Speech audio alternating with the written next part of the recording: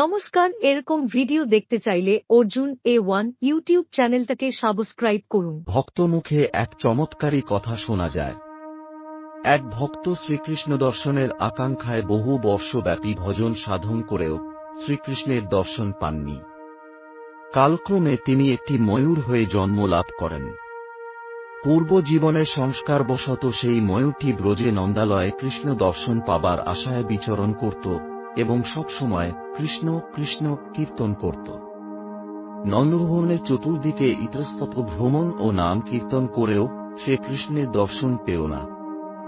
একদিন হঠাৎ তার খেয়াল হল, এক পলকের মতো কৃষ্ণ বুঝি ঘরের ভেতর ঢুকলেন, কিন্তু আর কোনো দর্শন নেই।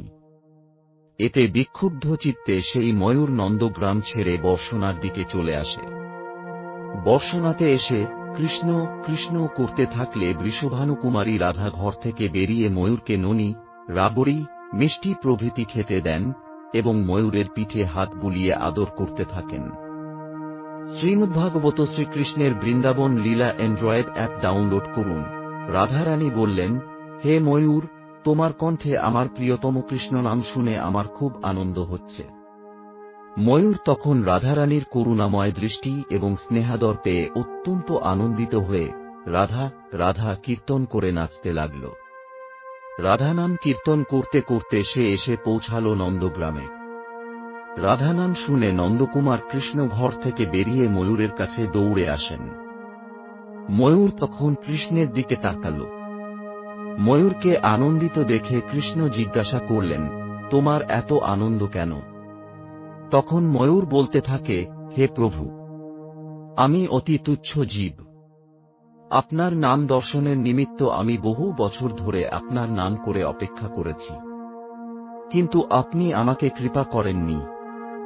পরম আরাধ্যা রাধারানী কত সহজে আমাকে কৃপা করেছেন।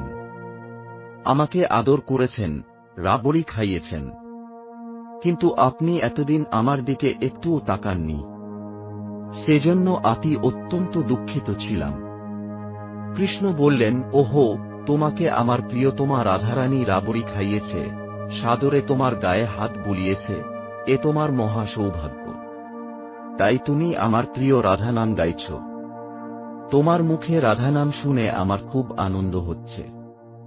তোমাকে আমার শিরোধার্য বলে জ্ঞান করি।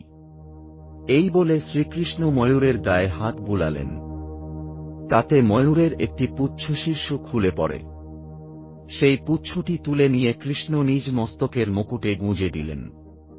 তখন ময়ূর সবিস্মরে উৎফুল্ল হয়ে উপলব্ধি করল, কৃষ্ণ নামে শ্রীরাধার কৃপা লাভ হয়, রাধা নামে শ্রীকৃষ্ণের কৃপা লাভ হয়। শ্রীপ্রেম ভক্তিচন্দ্রিকা গ্রন্থে রিল নরোত্তম দাস ঠাকুর গেয়েছেন, কৃষ্ণ নাম গানে ভাই রাধিকাচরণ পাই, রাধা নাম গানে কৃষ্ণচন্দ্র। সংক্ষেপে কহিনু কথা, ঘুচাও মনের ব্যথা, দুঃখময় অন্য কথা ধন্দ। রাধা বিমুখের কৃষ্ণ কৃপা লাভ হয় না, কৃষ্ণ বিমুখের রাধা কৃপা লাভ হয় না। যুগল নামী রাধা ও কৃষ্ণের পরস্পরের আকর্ষক মহামন্ত্র বিশেষ।